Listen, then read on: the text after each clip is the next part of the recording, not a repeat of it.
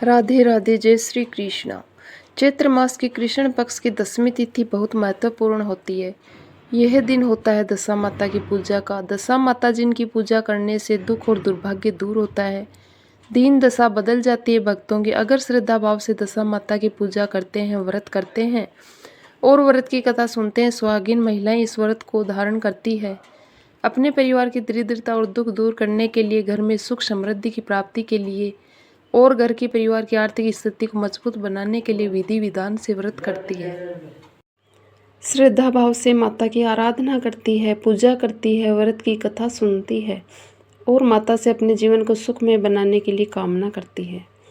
ऐसा कहा जाता है, मतलब पुराणों में इस प्रकार की मान्यता है कि जो भी व्यक्ति इस व्रत को धारण करते हैं उन्हें बड़े से बड़े संकटों से उबार लेती है दशा माता और उनके जीवन में सौभाग्य और समृद्धि प्रदान करती है। तो आज की वीडियो में आप जानेंगे कि दशा माता का व्रत साल 2026 में कब है, दशा माता व्रत की पूजा विधि क्या है, पूजा का शुभ मुहूर्त क्या है, व्रत में हमें क्या खाना चाहिए, क्या नहीं खाना चाहिए, और जो भक्त दशा माता का व्रत करते हैं उन्हें व्रत का पारण कब और कैसे करना चाहिए। तो दशा माता की व्रत से संबंधित संपूर्ण जानकारी आपको आज की वीडियो में शेयर करूंगी। वीडियो को पूरा ज़रूर देखिए। अच्छी लगे तो वीडियो को लाइक भी कीजिए, क्योंकि आपके लाइक्स, आपके कमेंट्स मेरे लिए बहुत महत्वपूर्ण होते हैं। यही एकमात्र ज़रिया जिनसे मुझे पता चलता है कि आपको ये वीडियो अच्छी लगती है और आपके लिए ये वीडियो उपयोगी है। तो अगर आपको वीडियो अच्छी लगे तो लाइक कीजिए। सबसे पहले हम जानते हैं कि चैत्र मास की कृष्ण पक्ष की 10वीं तिथि कब प्रारंभ हो रही है, कब समाप्त हो रही है और दशा माता का व्रत हमें किस दिन धारण करना है। देखिए, 10वीं तिथि का प्रारंभ हो रहा है 13 मार्च 2026 यानी कि शुक्रवार को सुबह 6:29 पर। 10वीं तिथि का समापन होगा 14 मार्च को सुबह 8:11 पर। 13 मार्च को यानी कि शुक्रवार के दिन पूरे दिन और रात्रि की 10वीं तिथि आपको प्राप्त हो रही है। इसलिए 13 मार्च 2026 शुक्रवार को दशा माता का व्रत धारण करेंगे और दशा माता की विधि विधान से पूजा करेंगे। 13 मार्च को सूर्योदय काल का समय है सुबह 6:33 पर और सूर्यास्त का समय है शाम को 6:28 पर। ब्रह्म मुहूर्त सुबह 5 बजे से 6 बजे तक और इस दिन अभिजीत मुहूर्त रहेगा दोपहर 12:07 से दोपहर 12:55 तक। जो अभिजीत मुहूर्त में आप कोई भी शुभ कार्य कर सकते हैं। विजय मुहूर्त दोपहर में 2:30 से 3:18 तक रहेगा। और बात करें राहु काल की, तो सुबह 11:01 से दोपहर 12:31 तक ये समय राहु काल का, और राहु काल में कोई भी शुभ कार्य प्रारंभ नहीं करते हैं। लेकिन अगर आप पहले से प्रारंभ कर चुके हैं तो उस कार्य को आप आगे भी कर सकते हैं। और अब जानते हैं कि दशा माता का व्रत अगर आप धारण कर रहे हैं तो व्रत के नियम क्या होंगे और पूजा विधि क्या होगी। दशा माता की पूजा आपको करनी है तो प्रातःकाल सबसे पहले उठना है, जल्दी उठना है, नित्य कर्मों से निवृत्त होकर स्नान कर लीजिए, साफ स्वच्छ वस्त्र धारण कर लीजिए और संकल्प लीजिए कि आज आप दशा माता का व्रत धारण करेंगे और पूजा करेंगे।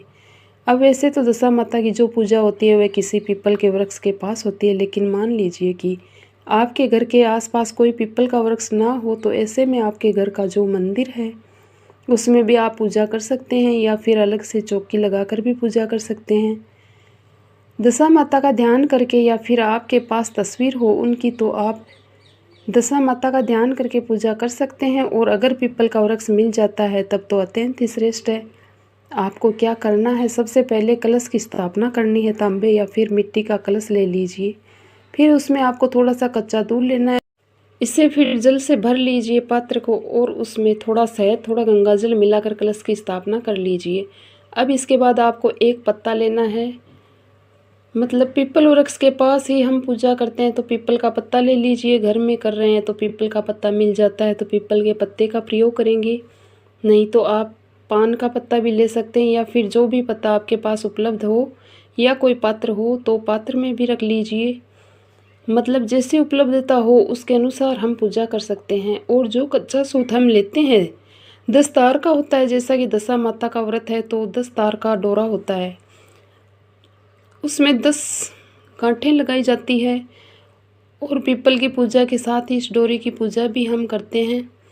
धूप दीप दिखाकर पंचोपचार विधि से एक चीज़ का आपको ध्यान करना है। अगर आप घर में पूजा करते हैं तो फिर कलश की स्थापना करेंगे। जो मैंने आपको बताया, पहले पात्र में जो जल है उसे आप घर के मंदिर में स्थापित कर सकते हैं, या फिर चौकी लगाकर पूजा कर रहे हैं तो वहाँ स्थापित कर सकते हैं। लेकिन अगर आप पीपल के वृक्ष के पास पूजा करते हैं तो वह जल हम स्थापित नहीं कर सकते हैं, मतलब कलश की स्थापना नहीं करते हैं। वह जल सबसे पहले पीपल के वृक्ष की जड़ में अर्पित किया जाता है, फिर धूप दीप जलाकर हम पूजा करते हैं और इसके बाद पीपल के वृक्ष की 3 बार परिक्रमा करते हैं। और परिक्रमा करते समय पीपल के वृक्ष में कच्चे धागे यानी कि सूत के धागे को लपेटते हुए प्रार्थना किया जाता है।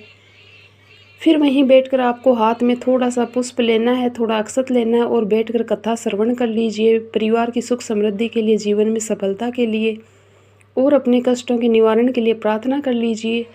अंत में जब पूजा समाप्त हो जाती है तो फिर जो सूत आपने पूजा किया था, मतलब जिस धागे की आपने पूजा की थी, उसे गले में धारण करते हैं और इसे कहा जाता है दशा माता का डोरा।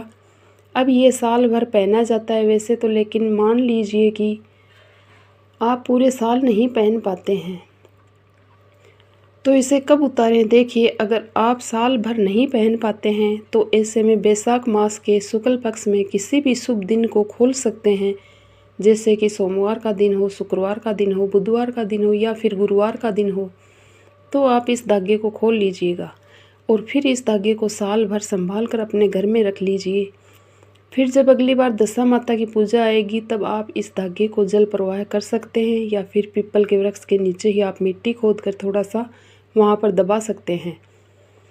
अब बात करेंगे, अगर आप व्रत रखते हैं तो व्रत कब खोलना है। देखिए, दशा माता के व्रत में एक ही बार भोजन करते हैं, मतलब एक ही बार अनाज का सेवन आप कर सकते हैं और वह भी मीठा भोजन होता है, नमक का सेवन नहीं किया जाता है। विशेष रूप से इसमें अन्न जो होता है वो गेहूँ होता है, तो आप गेहूँ की रोटी चाहे तो यूँ ही बना सकते हैं या फिर मीठे से ही खाना है, नमक नहीं खाना है और एक ही बार खाना है। अब कई लोग सुबह की पूजा पूर्ण करने के बाद भी खा सकते हैं और कई स्थानों पर शाम के समय, मतलब दिन भर व्रत करके और फिर शाम को भोजन करते हैं एक समय। तो एक ही बार भोजन करना है, चाहे आप दिन में खाएं या फिर रात में खाएं, और बाकी के समय फल आहार कर सकते हैं।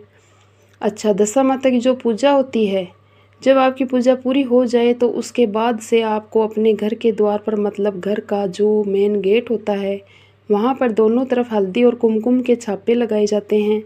हाथ से ही लगाए जाते हैं, मतलब हाथों में ही आपको लगाना है, थोड़ा सा हल्दी, थोड़ा सा कुमकुम, और इसका छापा आपको अपने घर के मुख्य द्वार पर देना है, दीवार पर, जमीन पर नहीं, दीवार पर। मुख्य द्वार के दोनों तरफ आपको हल्दी कुमकुम के छापे लगाने हैं। ऐसा कहा जाता है कि दशा माता सदैव आपके घर की रक्षा करती है और घर में किसी भी प्रकार की नकारात्मक ऊर्जा आपके घर में प्रवेश नहीं करती। दशा माता का व्रत करने से घर की दरिद्रता दूर होती है और जिन घरों की आर्थिक स्थिति अच्छी नहीं होती है उन्हें ये व्रत कम से कम 3 साल तो ज़रूर करना चाहिए। देखिए, वैसे तो कहा जाता है कि जीवन पर्यंत आपको ये व्रत करना चाहिए, लेकिन ऐसा सबके लिए संभव नहीं हो पाता है। ऐसे में कम से कम 3 साल इस व्रत को ज़रूर करना चाहिए।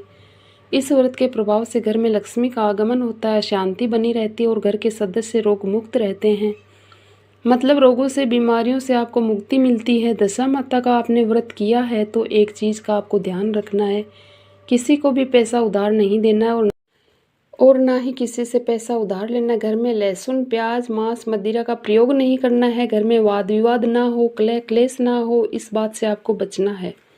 किसी की निंदा, किसी की चुगली और किसी को भी कटु शब्द, अपशब्द नहीं कहना है। क्रोध तो भूल से भी नहीं करना है। तो इन सभी बातों का ध्यान रखते अगर आप व्रत करते हैं, पूजा करते हैं दशा माता की, तो निश्चित ही दशा माता की कृपा से आपके जीवन की दशाएं बदल जाती है। कहा जाता है कि दीन दशा बदल जाती है दशा माता का व्रत करने से। हाथों में मेहंदी, पाँव में आलता और श्रृंगार करके पीपल की पूजा की जाती है, दशा माता की पूजा की जाती है। पीपल के पास आपको सुहाग की सामग्री अर्पित भी करनी चाहिए और ये चीज़ें आपको किसी सुहागन महिला को दान भी करनी चाहिए। दशा माता व्रत के दिन आपको झाड़ू अवश्य खरीदना चाहिए, इसे बहुत ही शुभ माना जाता है। ऐसा कहते हैं कि इस दिन झाड़ू खरीदने से माता लक्ष्मी का साक्षात रूप में वास आपके घर में होता है। दशा माता के व्रत में घर में साफ सफाई का विशेष रूप से ध्यान रखा जाता है। तो ये कुछ विशेष बातें जिनका ध्यान सबको रखना चाहिए। लेकिन हाँ, जब आप व्रत करते हैं तो अपने परिवार की परंपरा जिस प्रकार से है, जिस प्रकार से आपके घर में आपके परिवार में दशा माता का व्रत किया जाता है, उसी प्रकार से आपको करना चाहिए। अलग अलग स्थानों में, अलग अलग परिवारों में नियम परंपराएं अलग अलग होती है।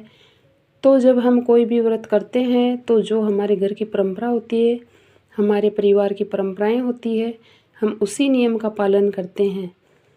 क्योंकि कई क्षेत्र ऐसे भी है जहाँ पर दशा माता का व्रत पूरे 10 दिनों तक किया जाता है, मतलब चैत्र मास की कृष्ण पक्ष की प्रतिपदा तिथि से दसवीं तिथि तक, और कई स्थानों पर सिर्फ दसवीं तिथि के दिन ही किया जाता है।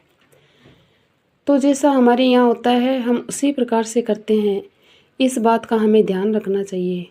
वीडियो अच्छी लगी हो आज की तो वीडियो को लाइक कीजिए, शेयर कीजिए, और चैनल पर पहली बार आए हैं तो सब्सक्राइब करके बेल आइकन को ज़रूर प्रेस कर लीजिए। अगर आपको आज की वीडियो अच्छी लगी है तो मिलती हूँ मैं आपसे अगली वीडियो में। धन्यवाद।